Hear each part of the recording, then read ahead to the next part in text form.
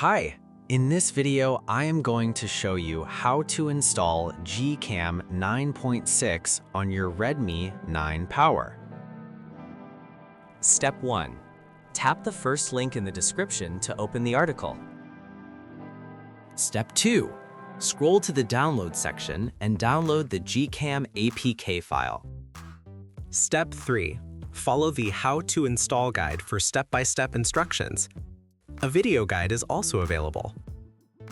That's it. Don't forget to visit the article for complete instruction in APK file. Lastly, here's some GCam versus stock camera app comparison.